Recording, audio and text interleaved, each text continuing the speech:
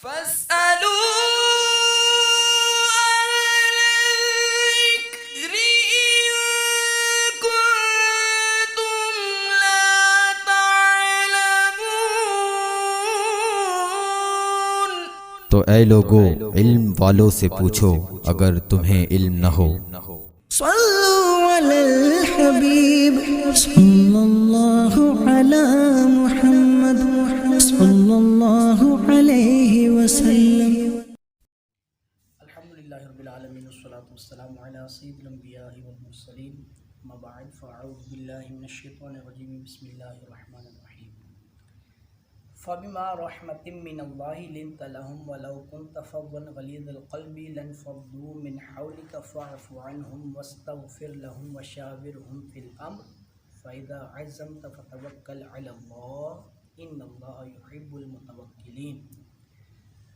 تو کیسی کچھ اللہ کی مہربانی ہے اے محبوب، تم ان کے لیے نرم دل ہو، اور اگر تند مزاج سخت دل ہوتے تو وہ ضرور تمہارے گرد سے پریشان ہو جاتے۔ تو تم انہیں معاف فرماؤ اور ان کی شفاعت کرو اور کاموں میں ان سے مشورہ لو، اور جو کسی بات کا ارادہ پکا کر لو، بے شک توکل والے اللہ کو پیارے ہیں۔ اس آیت میں اللہ تبارک و تعالیٰ نے پیارے محبوب علیہ الصلوۃ والسلام کے اخلاق کریمہ کے بارے میں ارشاد فرمایا کہ کتنے بہترین شہید کہ غزوہ احد میں اللہ تبارک و تعالیٰ نے غزوہ احد میں پیارے محبوب علیہ الصلوۃ والسلام کو کس قدر تکلیف پہنچی بعض صحابہ کے عمل سے، لیکن پیارے محبوب علیہ الصلوۃ والسلام نے ذرا بھی سختی نہیں فرمائی۔ حضور جان عالم علیہ الصلوۃ والسلام کے اخلاق اس قدر بلند و بالا ہیں کہ پیارے محبوب علیہ الصلوۃ والسلام کے بارے میں حضرت عائشہ یہ فرماتی ہیں کہ حضور علیہ الصلوۃ والسلام کے اخلاق جو ہیں وہ قرآن ہیں، یعنی قرآن سارے کا سارا جو کچھ اس میں ہے وہ سب حضور جان عالم علیہ الصلوۃ والسلام کے اخلاق کریمہ ہیں۔ ایک یہودی عالم ہے زید بن سعنہ، یہ یہودیوں کا بہت بڑا عالم تھا۔ اس نے حضور جان عالم علیہ الصلوۃ والسلام کو جیسے ہی دیکھا تو نبوت کی تمام علامات کو دیکھ لیا۔ اس کے بعد اس نے ایک بات کی نشاندہی کرنی چاہیے کہ چونکہ یہودیوں کی کتاب میں لکھا ہوا تھا کہ حضور بہت بلند اخلاق والے ہوں گے، تو بقیہ علامات اس نے دیکھی، تو اب اس نے اخلاق کریمہ کا مظاہرہ کرنے کے لیے حضور علیہ الصلوۃ والسلام سے ایک سودا کیا۔ ہوا یوں کہ جب یہ ملنے کے لیے آیا تو اسی وقت حضرت ابو ہریرہ یہ بھی حضور کے ساتھ تھے، اور اس کے علاوہ چند اور صحابہ بھی تھے، حضرت علی المرتضیٰ شیر خدا یہ بھی موجود تھے۔ اس نے یہ کہا کہ ایک بزرگ آیا کہیں سے، کوئی دیہاتی شخص، اس نے کہا جی فلاں علاقے میں بہت زیادہ قحط پڑ گیا ہے اور ہم جو ہے وہ پریشان ہیں، آپ ہمارے لیے کچھ کیجیے۔ تو حضرت علی المرتضیٰ سے پوچھا حضور جان عالم علیہ السلام نے کہ کیا کچھ کھانے کے لیے موجود ہے؟ تو کاشانہ نبوت پر اس وقت کھانے کے لیے کوئی بھی چیز موجود نہ تھی۔ تو اس نے کہا کہ آپ میرے ساتھ کھجوروں کی خرید و فروخت کر لیں، تجارت کریں۔ حضور نے فرمایا کہ ٹھیک ہے۔ اب حضور کے پاس بظاہر اس وقت نہیں تھی کھجوریں خریدنے کے لیے، تو اس نے کہا کہ آپ فلاں دن اپنے پیسے دے دیجیے گا، کھجوریں آج دے دیں، اور فلاں باغ کی کھجوروں کا سودا کروں۔ حضور نے فرمایا کہ میں صرف کھجوروں کا سودا کروں گا، باغ کی بات نہیں ہے کہ باغ کون سا ہوگا۔ اب اس نے جو پیسے دیے وہ پیسے بھی، اور جو کھجوریں ملیں وہ کھجوریں بھی، وہ ساری کی ساری آپ نے اس دیہاتی شخص کو عطا فرما دی کہ آپ یہ لے جاؤ، پیسے بھی لے جاؤ۔ 80,000 دینار یا 80 دینار، مختلف روایتیں ہیں، بعض میں ہے کہ 80 مسقال سونا یہ تھا۔ اب وہ پیسے بھی دے دیے، وہ کھجوریں بھی دے دیں، وہ دیہاتی لے کر چلا گیا، اس نے گزر بسر کیا، اپنے قحط کو دور کیا۔ یہ جو مقررہ مدت تھی اس سے 3 دن قبل یہ آ گیا، اور اس نے آ کر حضور جان عالم علیہ الصلوۃ والسلام کو نہایت ہی سخت باتیں سنائی، زور زور سے بولنے لگا، اور بعض روایتوں میں ہے کہ چادر پکڑ کر ہلانے لگا کہ آپ قریشی حضرات سارے ایسے ہوتے ہیں، بات پر پوری نہیں اترتے، میرے پیسے کیوں نہیں دیے، مجھے پیسے دیں۔ اب جب وہ اس طرح کی بات کرنے لگا تو پیارے محبوب علیہ الصلوۃ والسلام کے چہرے انور پر ذرا بھی کوئی ایسے آثار نہیں تھے کہ جس سے آپ کو اس کی بات سے تکلیف پہنچی ہو۔ حضرت عمر رضی اللہ تعالیٰ عنہ نے تلوار کھینچ لی اور کہا کہ وہ دشمن خدا، میں شرم نہیں آتی پیارے محبوب کے ساتھ ایسے بات کرتے ہو؟ اپنی آواز کو نیچا کرو۔ یہ حضور علیہ الصلوۃ والسلام کی بارگاہ ہے۔ اب حضور نے فرمایا کہ عمر اسے کچھ نہ کہو، اس کے پیسے ہم نے دینے ہیں، آپ ایسا کرو کہ اس کے بدلے میں اس کو فلاں جگہ سے اتنی کھجوریں دے دو۔ اب جتنی کھجوریں دینا طے تھیں اس سے زیادہ دینے کا حضرت عمر کو پیارے محبوب نے ارشاد فرمایا کہ آپ اتنی کھجوریں زیادہ دے دو۔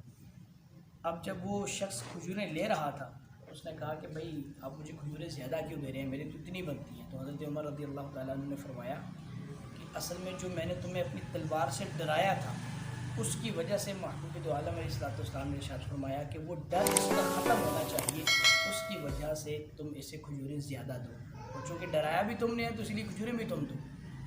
اب وہ شخص کہنے لگا کہ اے عمر تم گواہ ہو جاؤ کہ میں اللہ کے رب ہونے پر اور محمد صلی اللہ تعالیٰ علیہ وسلم کے رسول ہونے پر ایمان لاتا ہوں۔ حضرت عمر نے کہا کہ جب تمہیں یہ بات ساری پتہ بھی تھی اور تم یہودیوں کے عالم بھی ہو تو پھر بھی تم نے سرکار علیہ السلام کے ساتھ اس طرح برا برتاؤ رکھا۔ تو اس نے کہا کہ اصل میں بات یہ ہے کہ میں نے ان کو جیسے ہی دیکھا تو نبوت کی تمام علامات موجود تھیں، وہ میں نے دیکھ لی تھی، لیکن بس یہ بات دیکھنا مقصود تھا کہ ان کی اخلاق بھی ویسے ہی ہیں جیسا ہماری کتابوں میں لکھی ہیں یا نہیں۔ تو ان اخلاق کو دیکھنے کے لیے میں نے یہ رویہ اختیار کیا ہے۔ اس نے کھجوریں نہ لیں اور سیدھا حضور کی بارگاہ میں حاضر ہوا اور آ کر گزار ہوا کہ حضور آپ مجھے معافی بھی عطا فرمائے اور میرا ایمان بھی۔ تو یہ ہے پیارے آقا علیہ الصلوۃ والسلام کا آیت کے اندر دوسری بات اللہ تبارک و تعالیٰ نے یہ ارشاد فرمائی کہ وَشَاوِرْهُمْ فِي الْأَمْرِ، یعنی کاموں میں ان سے مشورہ لو۔ اب مشورہ لینے سے صحابہ کرام میں دو چیزیں ہو جائیں گی، ایک تو ان میں اعتماد پیدا ہوگا، چونکہ جب کوئی بڑا اپنے چھوٹے سے مشورہ لیتا ہے تو اس کے اندر اعتماد پیدا ہوتا ہے۔ پھر دوسری بات یہ ہے کہ امت کے لیے یہ ایک رہنمائی بن جائے گی کہ جب بھی کوئی کام کریں اس میں مشورہ کریں۔ اور پھر اللہ نے دوسری بات یہ ارشاد فرمائی مشورے کے بعد توکل، کہ جب مشورہ کرو، مشورہ کرنے کے بعد جس بات پر تم متفق ہو جاؤ اب اس پر ڈٹ جاؤ، اس پر اب پیچھے نہ ہٹو، اس پر آپ ڈٹ جاؤ گے، توکل کرو گے اللہ پر۔ توکل اللہ پر کرنا ہے، مشورہ کرنے کے بعد کسی کام پر ڈٹ جائیں گے تو اب اس میں جو بھی ہوگا وہ اللہ تبارک و تعالیٰ جو ہے وہ اچھائی کا معاملہ اس میں فرما دے گا۔ جیسے حضرت عمر رضی اللہ تعالیٰ عنہ سے روایت ہے، توکل کی مثال دی کہ اللہ پر توکل چاہتے ہو تو ایسا توکل اختیار کرو جیسے پرندہ کرتا ہے۔ تو صبح کو جب اپنے گھونسلے سے نکلتا ہے تو بھوکا ہوتا ہے، لیکن رات کو جب واپس گھونسلے میں آتا ہے تو پیٹ بھر کر سوتا ہے، پیٹ بھرا ہوا ہوتا ہے اس کا۔ تو یہ توکل کی مثال ہے کہ اپنے پاس جوڑ کر نہ رکھا جائے، ایک دن کا جو ہے وہ کھا لیا، اگلے دن اللہ تبارک و تعالیٰ نے رزق عطا فرمانا ہے، کوشش کرنا یہ ہمارا کام ہے۔ ان ینصرکم اللہ فلا غالب لکم وان یخذلکم فمن ذا الذی ینصرکم من بعدہ وعلی اللہ فلیتوکل المؤمنون۔ اگر اللہ تمہاری مدد کرے تو کوئی تم پر غالب نہیں آ سکتا، اور اگر وہ تمہیں چھوڑ دے تو ایسا کون ہے جو پھر تمہاری مدد کرے، اور مسلمانوں کو اللہ ہی پر بھروسہ چاہیے۔ یہ بڑی واضح مثال ہے غزوہ احد کی، غزوہ بدر کی اور غزوہ حنین کی۔ بدر میں تعداد کم تھی، اسلحہ کم تھا، چیزیں کم تھیں، لیکن اس کے باوجود محمود علیہ الصلوۃ والسلام کے پیارے صحابہ انہوں نے توکل کیا اللہ پر، اللہ کے بھروسے جنگ لڑنے کے لیے آئے 1000 کے لشکر سے جیت کے، لیکن حنین میں کیا کیا کہ اپنی کثرت پر فخر کیا تو مشکل وقت دیکھا۔ اس لیے توکل جو ہے وہ اللہ پر وما کان لنبی ان یغل ومن یغل یأت بما غل یوم القیامہ ثم توفی کل نفس ما کسبت وهم لا یظلمون۔ اور کسی نبی پر یہ گمان نہیں ہو سکتا کہ وہ کچھ چھپا رکھے، اور جو چھپا رکھے وہ قیامت کے دن اپنی چھپائی چیز لے کر آئے گا، اور پھر ہر جان کو ان کی کمائی بھرپور دی جائے گی اور ان پر ظلم نہ ہوگا۔ نبی علیہ الصلوۃ والسلام کا خیانت کرنا یہ ممکن نہیں ہے۔ انبیاء کرام کے بارے میں ایسا سوچنا کہ وہ دین کی کوئی بات ان کو ملی اور وہ بتائے بغیر اس دنیا سے تشریف لے گئے، ایسا نہیں ہو سکتا۔ نبوت کو چیز عطا ہوتی ہے وہ امت کے لیے عطا ہوتی ہے، اور وہ ضرور اس کو لوگوں میں بیان کر کے جاتے ہیں۔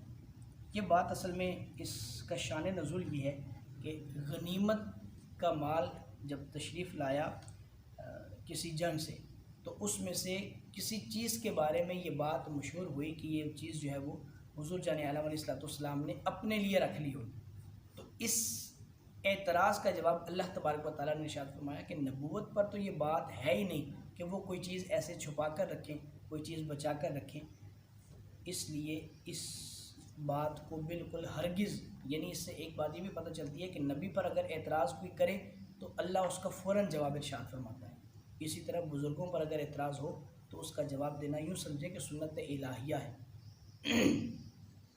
دوسری بات یہ بات معلوم ہوئی کہ خیانت کرنا یہ سب سے بڑا جرم ہے۔ خیانت کرنا، اپنے مال میں یا کسی کا مال کوئی ہمارے پاس امانتاً رکھا ہوا ہے، کوئی ایسی چیز ہے جو امانت کے طور پر ہمارے پاس موجود ہے، اس میں خیانت کرنا یہ انتہائی معیوب بات ہے۔ حضرت انس رضی اللہ تعالیٰ عنہ روایت کرتے ہیں، سرکار عالی وقار صلی اللہ علیہ وسلم نے ارشاد فرمایا، جو امانت دار نہیں اس کا کوئی ایمان نہیں، جس میں عہد کی پابندی نہیں اس کا کوئی دین نہیں۔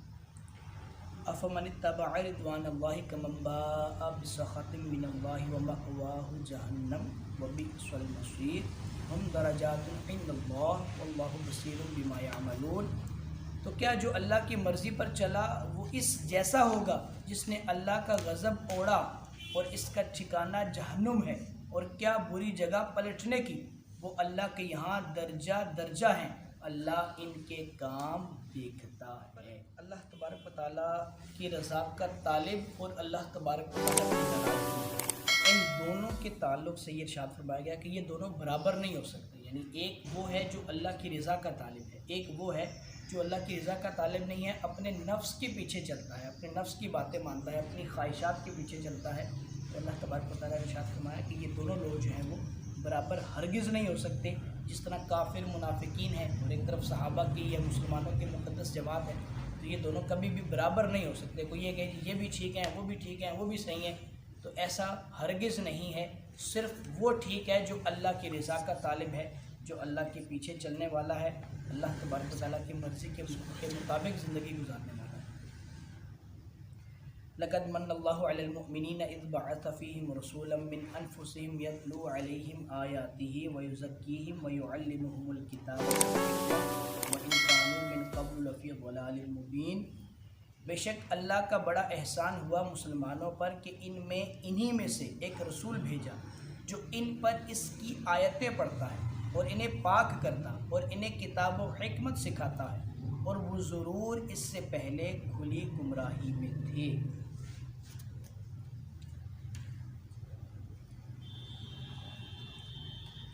منت، اس آیت کے اندر لفظ ہے لقد من اللہ، یہ جو منت ہے، منت سے نکلا، منت جو لفظ ہے یہ کہتے ہیں کسی عظیم چیز، عظیم نعمت، عظیم کوئی ایسی بلند و بالا نعمت جس کا مقابلہ نہ ہو۔ ویسے تو عربی کے اندر بہت سی چیزیں جو ہیں احسان کے لیے بتائی جاتی ہیں، بہت سے الفاظ استعمال کیے جاتے ہیں، لیکن یہ جو بیسیکلی من اللہ ہے، یہ اس سے مراد یہ ہے کہ یہ اتنی عظیم چیز ہے کہ جس کا کوئی مقابلہ نہیں۔ اور یہ اللہ تبارک و تعالیٰ نے ارشاد فرما کر یہ بات بتا دی کہ پیارے محبوب علیہ السلام کو جو آپ نے بھیجا رسول بنا کر، اللہ تبارک و تعالیٰ کی جتنی بھی نعمتیں آپ کے پاس ہیں ان تمام نعمتوں میں سب سے افضل نعمت پیارے محبوب علیہ السلام کی ذات مبارکہ ہے۔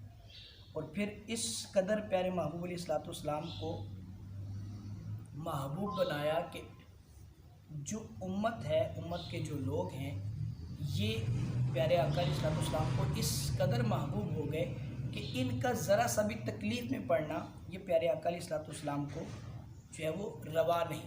اب وہ کتنا امت سے اپنی پیار کرتے ہیں، اس بات کو اگر آپ ملاحظہ فرمائیں تو جب حضور جان عالم علیہ السلام اس دنیا میں تشریف لائے تو سیدہ آمنہ فرماتی ہیں کہ میں نے اپنے شہزادے کے ہونٹ ہلتے دیکھے، تو میں اس کے قریب ہوئی تو میں نے یہ سنا کہ اس وقت بھی یہ صدا پیارے محبوب علیہ السلام فرما رہے تھے کہ اے اللہ میری امت کو بخش دے۔